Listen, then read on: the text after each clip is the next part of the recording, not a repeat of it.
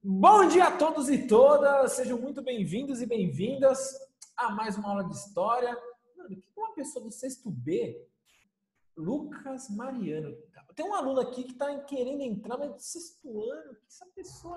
Ó, eu vou permitir... Não, ela saiu fora. Em provas eu lembro onde a resposta está, mas não lembro qual é a resposta. Gente, para eu conseguir dar aula aqui para vocês, eu queria retomar isso aqui, ó, que a gente trabalhou na aula anterior. Ixi, mais perto aqui. Rapidinho, vai entrar um celular aqui, uma pessoa desconhecida. Acho que é isso aí, né? Não falou bom dia, boa tarde, boa noite hoje. Ah, esqueci de falar bom dia. Esqueci. Não, acho que tá meio batido, não sei. Eu quis... é isso. O bom dia foi esse. Então, queridos e queridas, vamos lá. Vou retornar a esse slide aqui, que ele vai ser fundamental, tá? Nós vimos em que nós temos, então, o governo, a Constituição aqui, né? E as forças que acabam influenciando qualquer tipo de governo, né?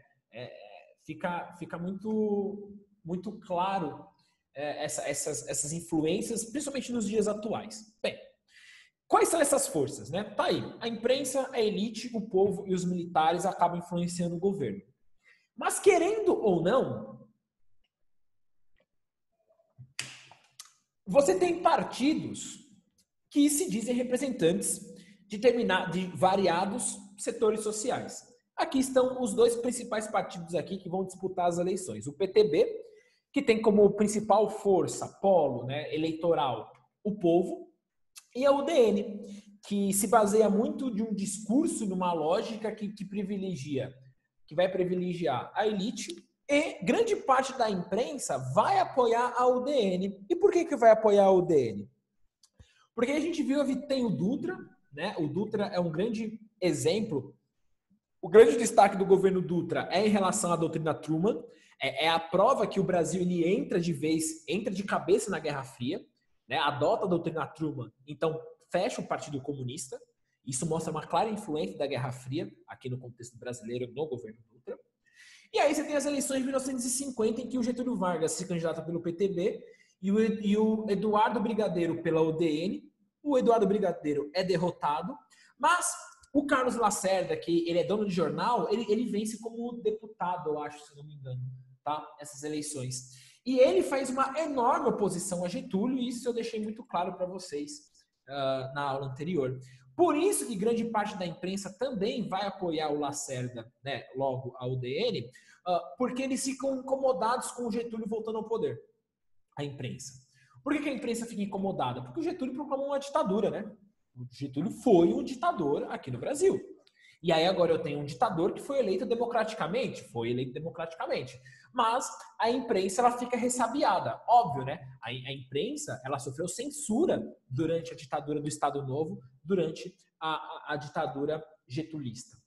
Bem, você tem aqui os dois projetos, né, que eu expliquei para vocês, o projeto nacionalista e o projeto liberal. Falei para vocês as diferenças, falei os prós e contra esses dois projetos. Bem, o que acontece? A lógica liberal, ela agrada os setores da elite brasileira. Só que existe o contexto de Guerra Fria, né? O contexto da Guerra Fria vai ser decisivo aqui, o contexto da Guerra Fria. Você tem a vitória aqui do Vargas, eu disse para você, toma posse das Forças Armadas, só que as Forças Armadas elas estão divididas entre o projeto nacionalista e o projeto liberal. Nossa, muita gente chegando depois aqui, hein? Muita gente chegando depois.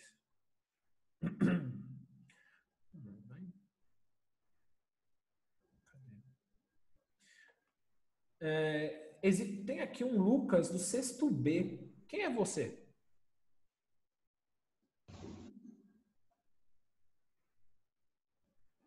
Cadê? Saiu fora? Não. O Lucas Mariano. Cadê? Saiu fora. Não vou mais aceitar essa pessoa, não. Bem. Então a gente tem no polo, né? Como a gente viu no slide anterior, a UDN de um lado, o PTB do outro. O PTB defende o interesse do povo, né? É um partido que defende as camadas populares e é um partido que defende o projeto nacionalista. Enquanto que a UDN tem apoio da imprensa e da elite que defende o projeto liberal. Bem, e o Exército, né? O Exército ele vai para onde, né? O Exército ele está cada vez indo mais para um alinhamento com os Estados Unidos, se aproximando dos Estados Unidos. Por quê? Guerra Fria. Guerra Fria, corrida armamentista. Portanto, combate ao comunismo. Aquela lógica, né? O comunismo, né? Beleza. Então, o Exército, com o passar do tempo, vai se alinhando cada vez mais ao interesse dos Estados Unidos. Ora, a pergunta que eu faço para vocês: os Estados Unidos ele tem um interesse que o Brasil promova um projeto nacionalista ou um projeto liberal? O que os Estados Unidos ele defende, os Estados Unidos? Um projeto nacionalista ou um projeto liberal?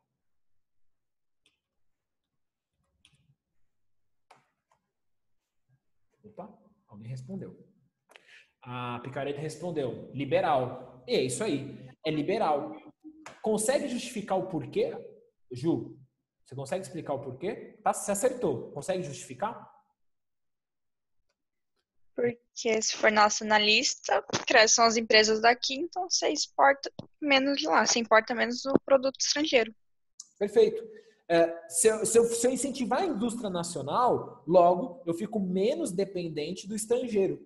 Perfeito. Então os Estados Unidos preferem uma lógica liberal. Por que uma lógica liberal? Numa teoria liberal, você busca investimento internacional, fazendo com que empresas estadunidenses, empresas canadenses, inglesas, cheguem ao Brasil, se utilizem de toda a matéria-prima, da mão de obra, para gerar lucro. Gera emprego, mas parte do lucro vai para a empresa internacional, outra parte pode ficar no Brasil, enfim. Mas é essa a lógica, né, do Brasil ser dependente, né, ou parte da economia brasileira depender do estrangeiro. Então, eles defendem uma pauta liberal nos Estados Unidos. E eu estou em Guerra Fria.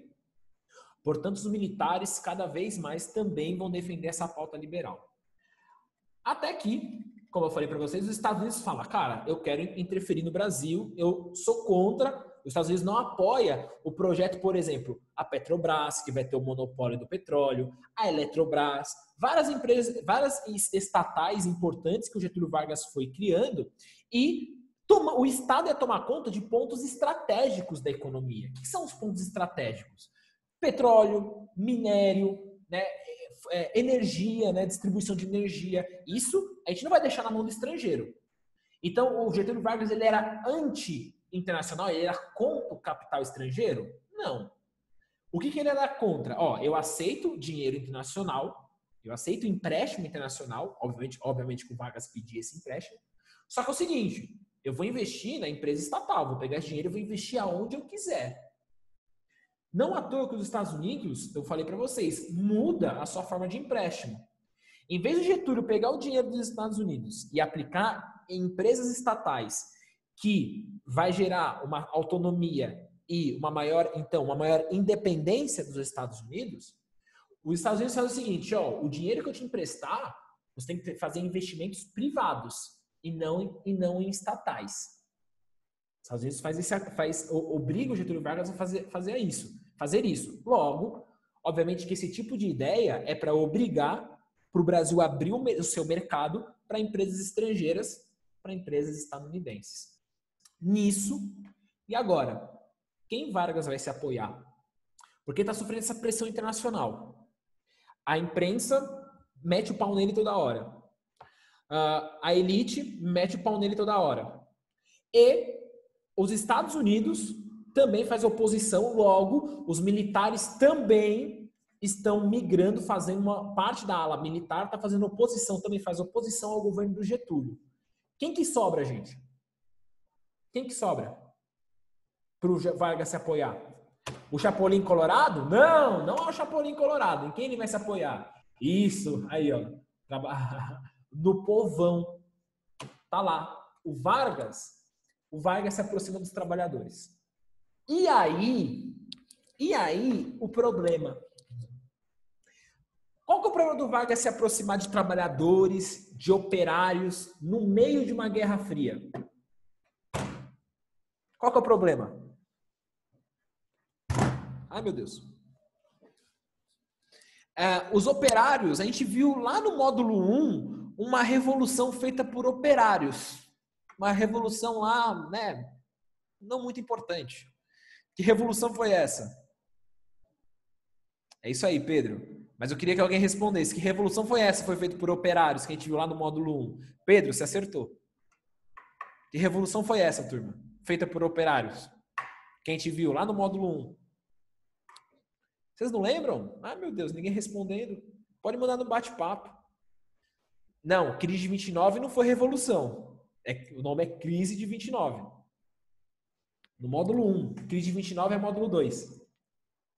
Depois da Primeira Guerra Mundial. Boa, obrigado, Daniel. Revolução Russa. Revolução Russa é uma revolução comunista, feita por operários. E os operários, você tem dentro dos operários, são diferentes, né, representantes da esquerda. Você tem uma esquerda radical comunista, você tem uma esquerda social-democrata.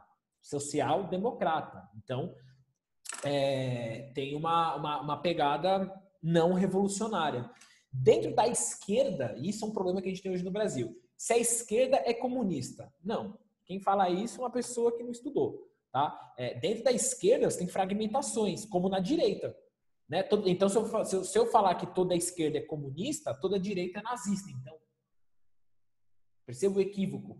Só que, aqui no Brasil, eu estou em Guerra Fria. Né? Guerra Fria, você tem as emoções exaltadas, as emoções exageradas.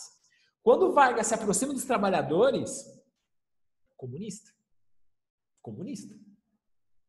Sendo que o cara incentiva a indústria, né, o banco, o empréstimo, mas isso aí ninguém lembra. Comunista, se aproximou. E é um discurso, obviamente, que gera apoio popular, a população fica desconfiada, né? Você tem aquela retórica dos Estados Unidos, né? O comunista vai comer criancinha, socorro, enfim. A gente vai ver essa propaganda quando a gente falar mais pra frente, né? Quando a gente falar de ditadura no Brasil. Olha o que o Getúlio Vargas fala. Ele fala, cara, o que vai me manter no governo é o povo.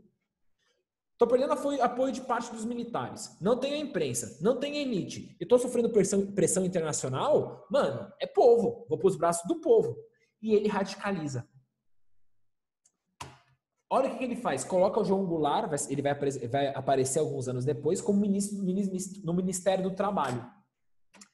O que o João Goulart faz? O João Goulart ele é ligado aos meios sindicais, aos meios do operariados. E os trabalhadores também, obviamente, não querem ser reféns do livre mercado. Né? Você tem essa pauta anti-livre mercado, anti-estrangeiro, que o Brasil possa ser literalmente um projeto nacionalista, que o Brasil possa se desenvolver e não ficar dependente de país estrangeiro, como a gente fica, né, esperando aí algumas vacinas, máscara, né, e assim por diante. A gente fica dependente do estrangeiro. Enfim. E a UDN o critica fortemente. Terminei o slide, tá bom? A UDN critica fortemente essa escolha.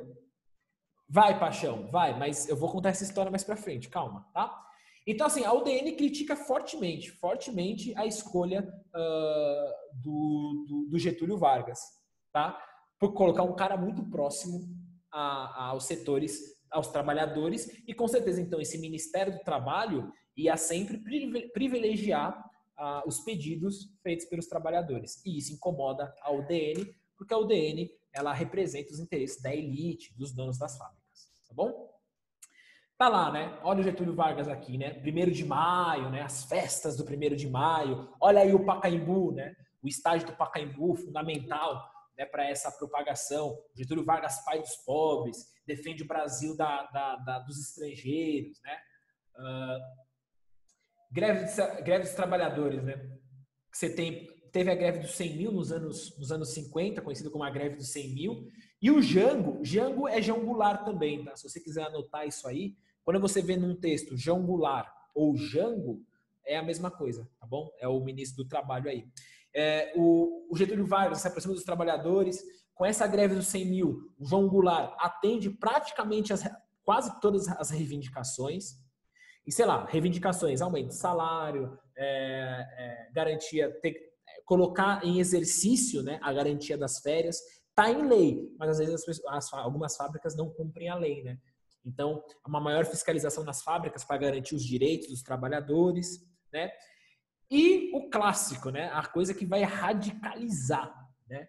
Olha lá, aí que a elite, que todo mundo fala, meu, comunista, já era, né? Aí o Getúlio Vargas, ele radicaliza. Getúlio Vargas, cara, é aqui que eu vou me segurar para me manter no poder, não tem como, é com o povo. É com o povo. Enquanto que a UDN, ó, metendo o pau nele, beleza. Olha o que o cara faz. O cara me aumenta 100% o salário mínimo. 1º de maio de 1954.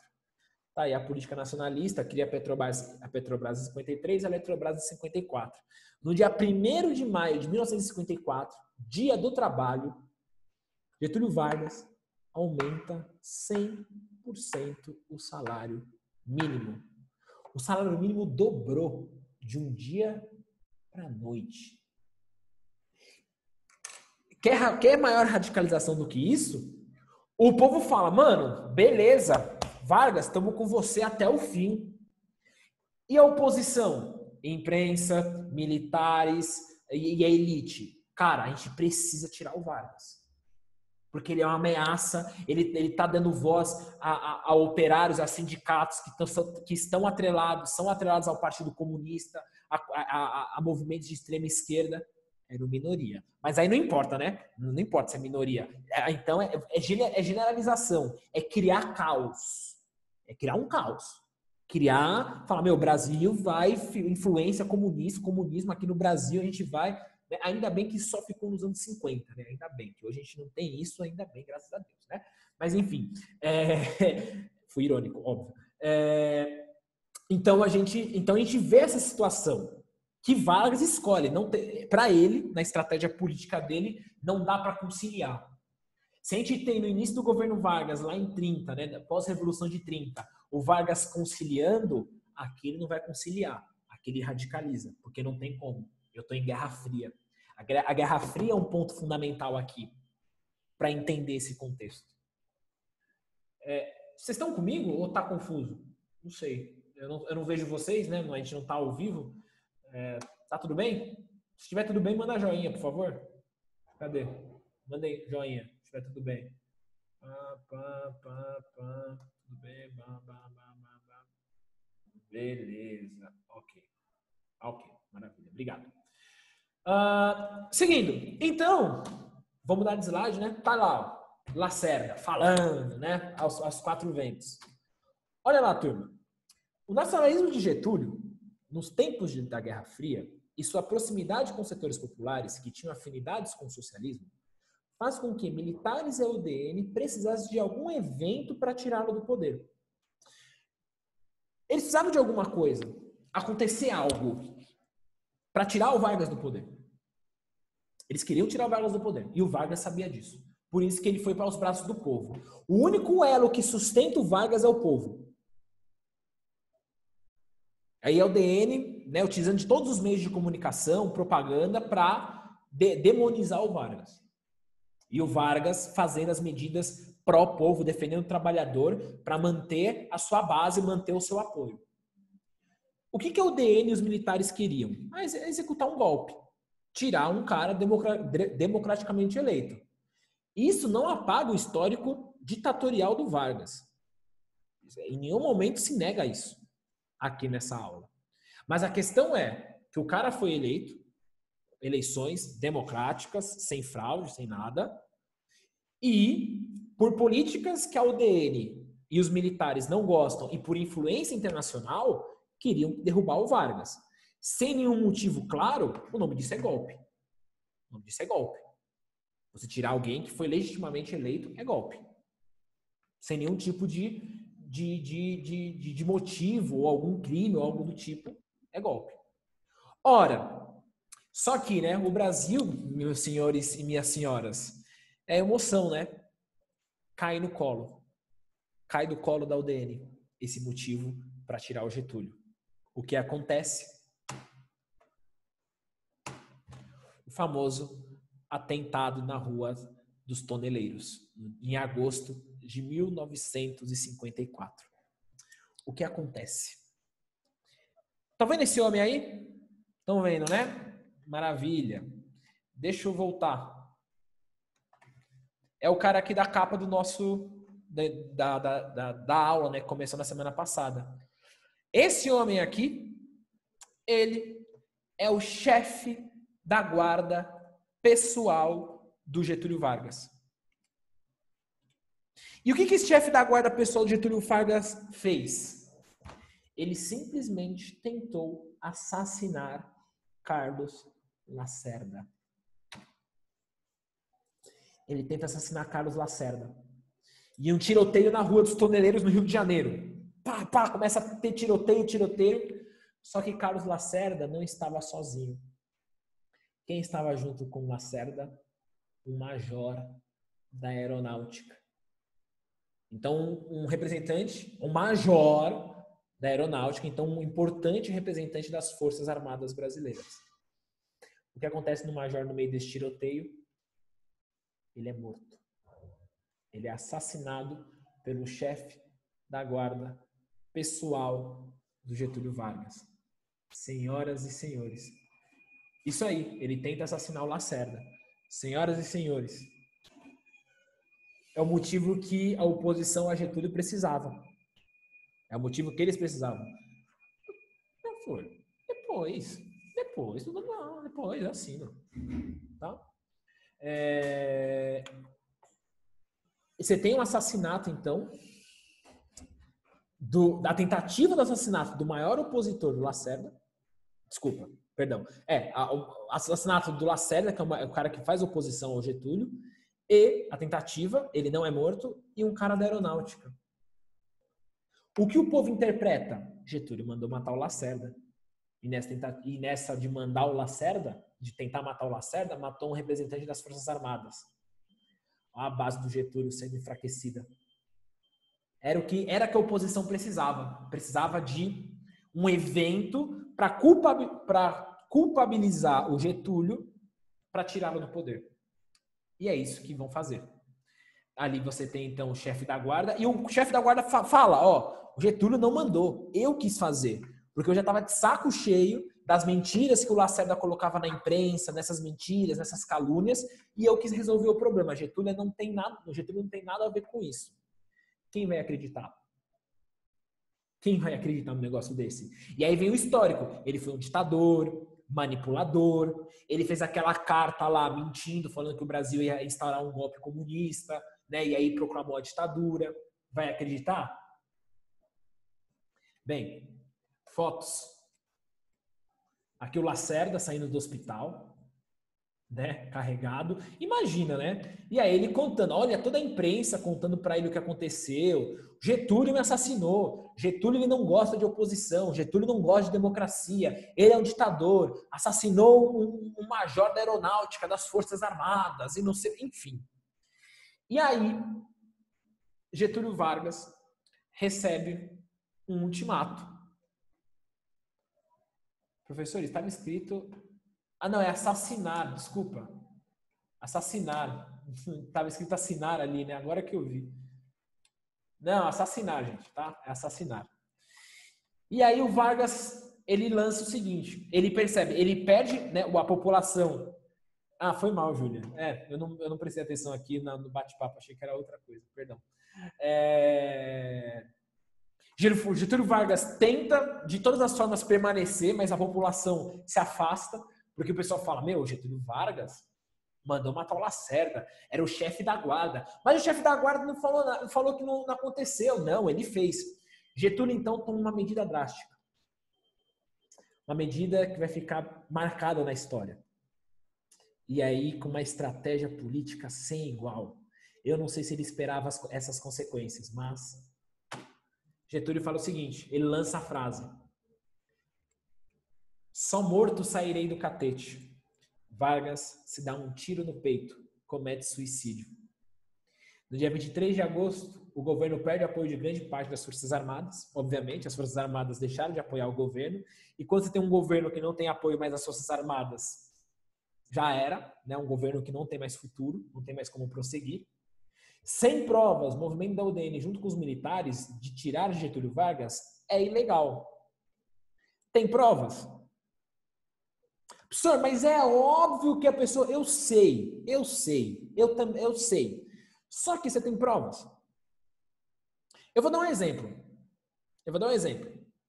Pelo seu histórico de aluno ou aluna que você é, eu vou lá e tiro sua prova. E falo, você colou. Você tira um 8 na minha prova, ou um 7 na minha prova. Eu falo, não, é impossível você tirar essa nota. Eu falo, não, você colou, te dou 0. Tenho provas? Não tenho provas. É justo eu dar 0? Não é. Se coloca no lugar nessa relação como aluno. Eu tenho provas que você colou? Não tenho. Então por que eu vou tirar sua prova e zerar? Professor, mas é óbvio que ele colou. Tenho provas? Não tenho. Bem-vindo ao direito. Provas, eu preciso provar. Tem que ter provas concretas daquilo. Porque senão eu posso acabar cometendo uma injustiça. Nesse caso, de novo, Getúlio foi um ditador, assassino, mandou a Olga Benário lá para os nazistas. Uma coisa é uma coisa, outra coisa é outra coisa. Nessa situação, o movimento da UDN é ilegal. Né? Essa vontade de estar no poder, né? A qualquer custo. Em 24 de agosto, Vargas se dá um tiro. Tá lá, matou-se Vargas. O presidente cumpriu a palavra, só morto sairei do catete. Catete é o nome do palácio, tá? Presidencial no Rio de Janeiro, onde o presidente morava, tá? E aí o Vargas, ele comete suicídio, mas não só suicídio. Ele deixa uma carta. Uma carta que vai ser lida no rádio. Propagada muito pelo Getúlio, né? Pelo rádio. Na manhã do dia 24 de agosto, a nação brasileira, ela descobre que o presidente se matou e os rádios de todo o Brasil leem o que está escrito naquela carta. E a gente vai ler, né, em uma produção aqui agora, tá? O que Vargas deixou, né, na sua carta testamento, né? Pessoal, a gente fala, carta testamento aí do Getúlio Vargas.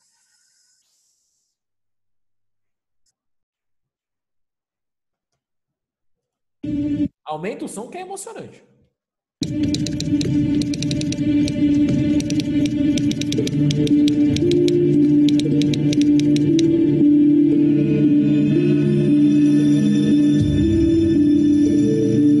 Mais uma vez, as forças e os interesses contra o povo coordenaram-se e novamente se desencadeiam sobre mim. Não me acusam, insultam. Não me combatem, caluniam. E não me dão o direito de defesa. Precisam sufocar a minha voz e impedir a minha ação para que eu não continue a defender, como sempre defendi, o povo e principalmente os humildes. Sigo o destino que me é imposto. Depois de decênios de domínio e expoliação dos grupos econômicos e financeiros internacionais, fiz-me chefe de uma revolução e venci. Iniciei o trabalho de libertação e instaurei o regime de liberdade social. Tive de renunciar. Voltei ao governo nos braços do povo. A campanha subterrânea dos grupos internacionais aliou-se à dos grupos nacionais revoltados contra o regime de garantia do trabalho. A lei de lucros extraordinários foi detida no Congresso. Contra a justiça da revisão do salário mínimo se desencadearam os ódios. Quis criar liberdade nacional na potencialização das nossas riquezas através da Petrobras. E mal começa esta a funcionar, a onda de agitação se avoluma.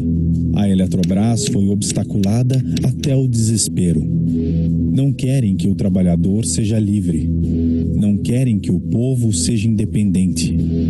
Assumiu o governo dentro da espiral inflacionária que destruía os valores do trabalho. Os lucros das empresas estrangeiras alcançavam até 500% ao ano.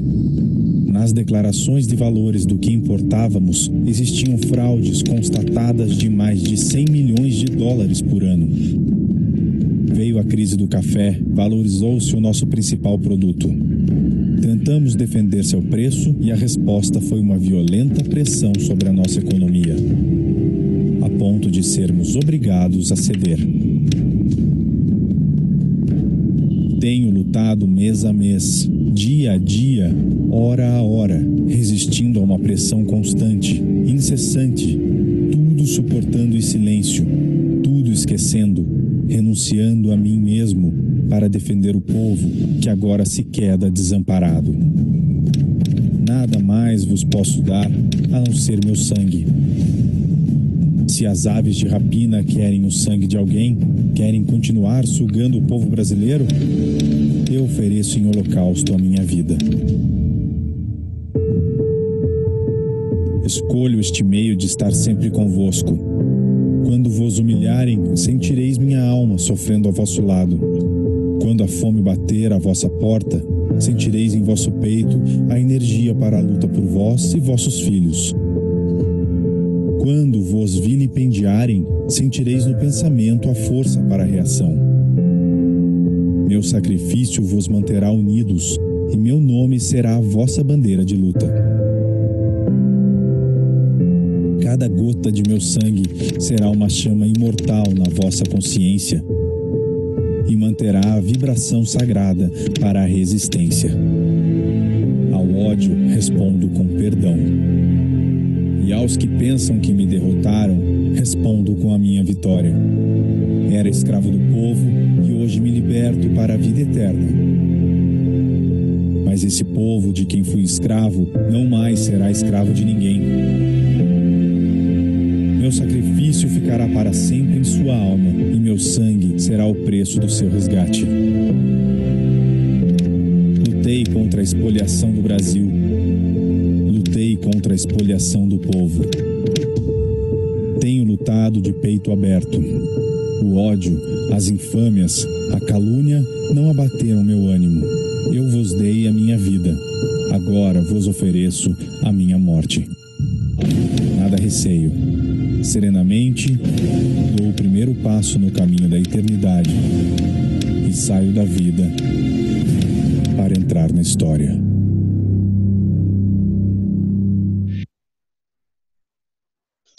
Até arrepiei, professor. O que é? Até arrepiei. Você é louco, mano. Você é louco, né, meu? Putz grilo. Nossa, cara, essa carta é, enfim, maldito, né? E o que aconteceu, né? Imagina, lindíssima carta, você consegue achar na internet, tá fácil, carta desse tamanho, Quarto Testamento do Getúlio. Eles colocam como Cristo, né? Me sacrifico pelo povo, né? Nossa, enfim. O que acontece quando a população escuta isso no rádio? Tá aí, ó.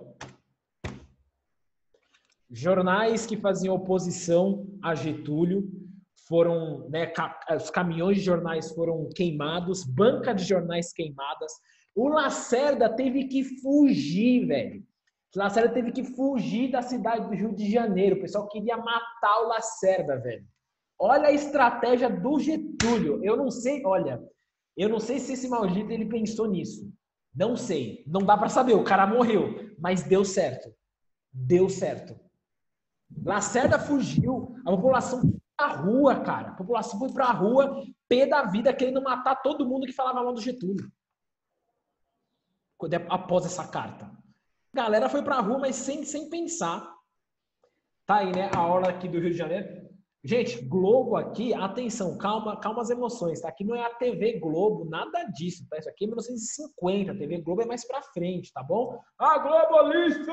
Calma, respira, tá? Tá aí, ó, só isso. O povo na rua, só.